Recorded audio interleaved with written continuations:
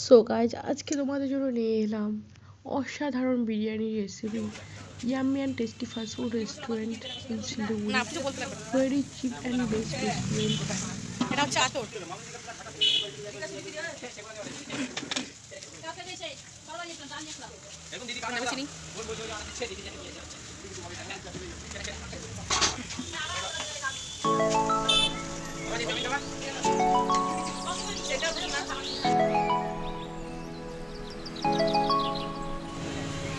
মোবাইলটা ঢুকাইতে ভিতরে